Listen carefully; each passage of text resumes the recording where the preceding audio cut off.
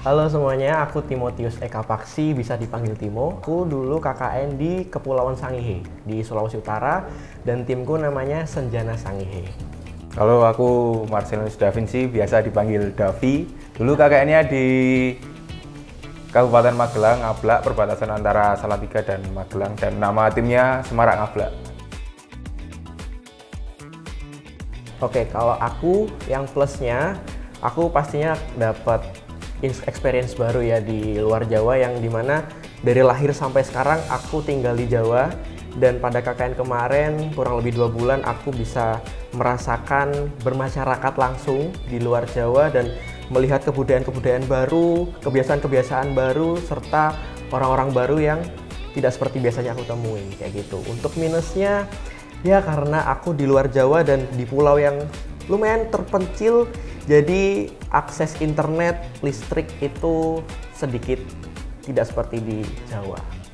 Kalau dari tempat saya sendiri sangat berbeda dengan punya Mas Timo, karena di Jawa lebih mudah transportnya, itu plusnya, lebih mudah, terus internet juga lumayan lancar, dan yang paling plusnya lagi lebih dekat dari UGM daripada tempatnya Mas Timo. Kalau minusnya itu karena saya dari kecil sampai besar di Jawa kayak Mas Timo, terus KKN di Jawa lagi, mungkin ya agak bosen sama orang-orang Jawa gitu-gitu lah, seperti itu. Kalau aku dulu kenapa aku merasa bahwa Sangihe adalah tempat yang istimewa, karena di sana adalah aku ditempatkan di pesisir pantai, jadi pastinya banyak olahan-olahan ikan, produk-produk nelayan yang itu adalah makanan favoritku, yaitu seafood. Jadi aku sangat-sangat, jadi waktu KKN tuh aku hampir naik 3 kilo selama KKN. Jadi aku bener-bener di situ ngerasa aku nggak merasa kesulitan untuk cari makan, dan malah aku ngerasa kayaknya giziku tercukupi banget waktu aku KKN gitu, karena setiap hari makan ikan, dan ikan. Itu sih kalau aku. Kalau aku sendiri kenapa milih di Ngablak, karena yang pertama dekat, terus di Pulau Jawa juga, dan menurut saya suasananya itu nggak seperti di perkotaan, karena itu kan di desa banget dan udaranya enak, banyak pemandangan, pegunungan gitu-gitu, dan saat KKN pun nggak terasa seperti KKN, jadi kayak liburan kayak Mas Timo. Tapi bedanya Mas Timo di laut, saya di hijau-hijau gitu. Di gunung. Iya. Kalau tantangan lain dari aku itu, karena kita dibagi jadi 3 desa, ada temen aku yang desanya itu dia tidak di pesisir pantai, tapi di atas gunung, agak bukit gitu. Jadi semua pusat seperti pasar, pendidikan, itu ada di desa aku. Nah, untuk temen aku yang di malam minggu ini di atas bukit, itu dia kalau tidak ada transportasi motor, dia harus pergi ke pasar yang ada di desaku, itu harus berangkat dari 4 jam 4 subuh. Jadi di sana ada transportasi namanya Oto. Jadi Oto itu buat transportasi orang yang dari atas bukit untuk turun ke pasar lalu balik lagi. Dan itu memakan waktu yang cukup lama. Itu sih. Kalau aku sendiri tantangannya lebih ke budaya sih, walaupun sama-sama Jawa, tapi di tempat saya KKN itu agamanya sangat kuat, yaitu mayoritas beragama Islam kan. Terus saya sendiri pribadi beragama non-muslim, dan di sana saya harus mengikuti budaya sana. Jadi di sana ada seperti yasinan gitu. Terus saya waktu itu saya juga ikut yasinan, dan ya walaupun saya nggak tahu apa-apa, tapi mengikuti budaya sana aja untuk menghormati orang-orang di sana. Seperti itu sih. Oke, kalau aku relatif sih tergantung dari orangnya masing-masing. Kalau untuk kebutuhan tim itu nanti bisa diusahakan dari tim tersebut mungkin bisa mencari sponsor dengan banyak, biar semua keperluan prokernya udah bisa di cover sama uang sponsor dan dari uang dari DPKM gitu. Terus kalau untuk keperluan pribadi, kalau saran dari aku untuk teman-teman yang KKN di luar Jawa besok, karena di luar Jawa itu harga makanan, harga bahan pokok itu tidak sama dengan Jawa, jadi di sana lebih mahal. Jadi saran dari aku adalah kalau bisa masak di tempatnya masing-masing, jangan beli di warung gitu, karena waktu pengalaman aku bakso di sana itu satu porsinya itu kayak 30-35 ribu dan itu mahal banget sih kalau misal setiap hari makan bakso ya. Bisa dihitung aja 1 bulan habis berapa. Itu sih kalau dari aku. Kalau punya saya sendiri sangat berbeda jauh sama punya Mas Timo.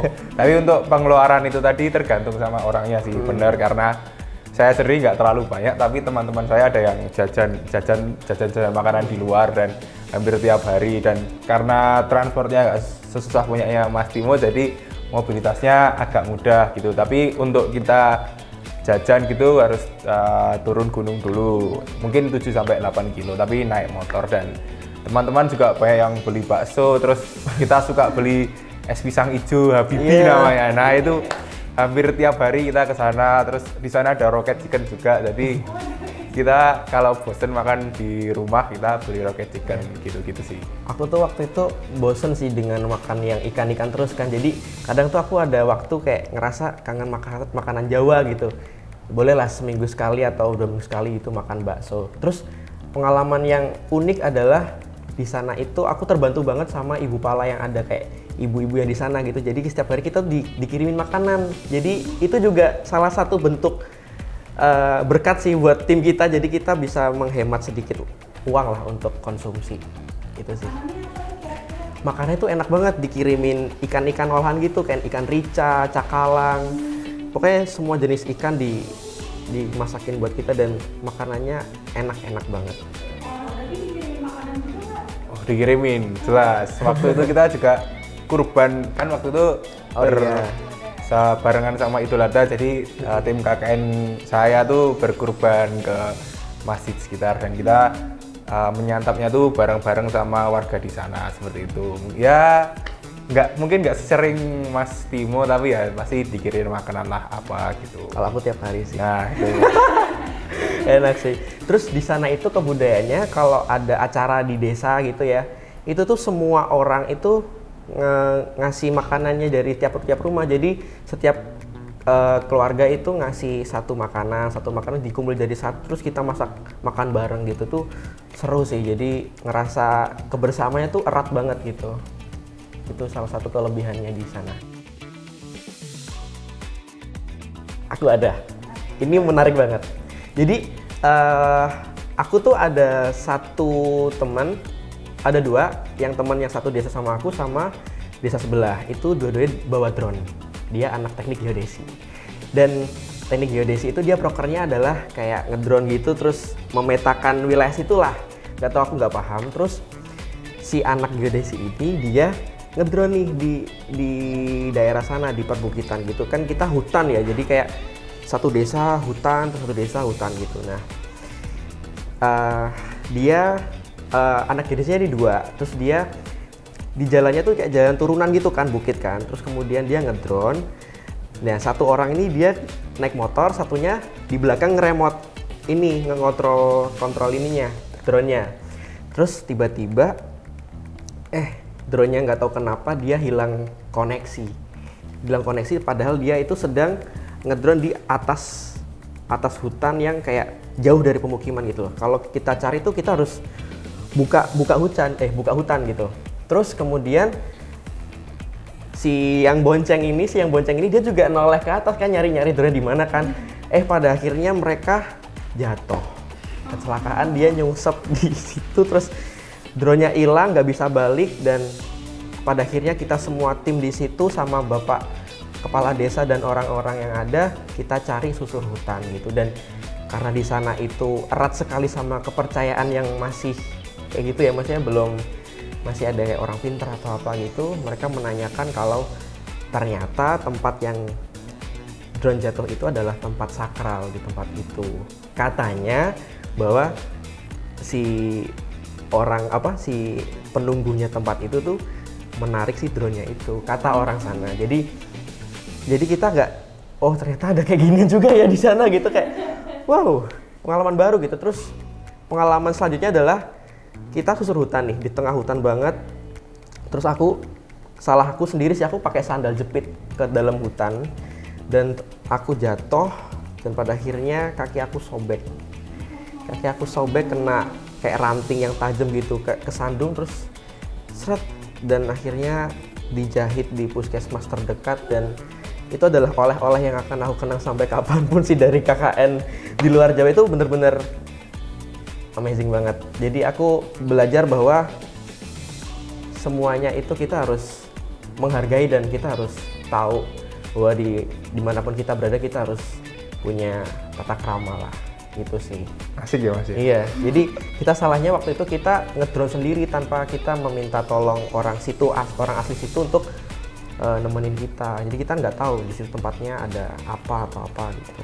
Itu sih Ceritanya bagus. yang Beda kalau di Jawa. Kalau punya aku sendiri nggak terlalu nggak terlalu sekompleks dari Mas Timo karena di hutan juga jarang ada hutan, tapi nggak sampai susur hutan. Tapi paling ini lucu sih karena punya saya tuh jadi desanya agak bermasalah gitu kan. Terus kita naik Gunung Andong, di sana ada Gunung Andong kan. Kita kalau bahasa Jawa tuh ngomongnya ngerasani mengomongkan gibah kepala desanya di atas puncak Gunung Andong. Nah itu di sana kan ada warung biru namanya. Nah kita ngobrol atau gibahin kepala desanya ini di sebelah warung biru. Dan setelah kita makan selesai, kita bayar. Ternyata yang jual di warung biru ini teman dekatnya si kepala desa ya. Jadi dicepuin dong. Nah itu kita langsung turun. Nah gitu. Nah itu cerita lucunya kayak gitu. Jadi emang kepala desanya itu agak terkenal lah di daerah Ngablak. Jadi kita nggak ada tempat yang aman untuk kita ngibahin kepala desanya. Seperti itu sih. Memang kita harus ngerti sih, kayak kita tuh kayak banyak orang, banyak karakter, jadi ya kita harus menghargai mereka lah. Itu teman-teman. Oke, kesan buat aku KKN itu bukan hanya sekedar kita melakukan aktivitas kuliah untuk menghabiskan SKS atau apapun itu, tapi aku belajar bahwa KKN adalah tempat di mana aku untuk bisa lebih tahu bermasyarakat itu seperti apa, bisa menghargai orang dengan perbedaan yang ada, bisa lebih mengeluarkan bahwa kita tuh makhluk sosial yang kita tuh nggak akan hidup sendiri dan kita butuh orang gitu. Dan pesan untuk teman-teman semua yang akan KKN mungkin nanti di luar Jawa, bahwa di situ bumi dipijak dan disitulah langit dijunjung. Jadi hargai dimanapun kalian berada, dan please, kalian KKN tidak hanya membawa nama sendiri, tapi kalian membawa nama besar UGM. Jadi kalian harus bisa menjaga nama besar UGM di depan orang-orang banyak. Itu dari aku. Keren, pasti mau keren. Kalau aku sendiri sih,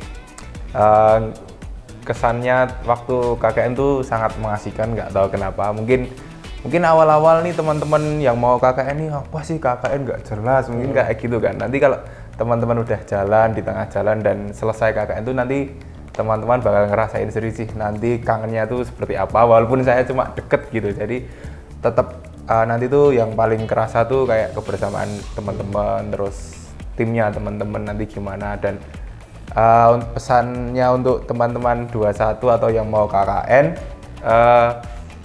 dijaga teman-temannya, karena saat KKN tuh semua masalah bisa terjadi, baik individu versus individu, mau individu tim tuh pasti banyak banget terjadi. Dan enjoy aja KKN-nya dan selamat menikmati gitu. Terima kasih.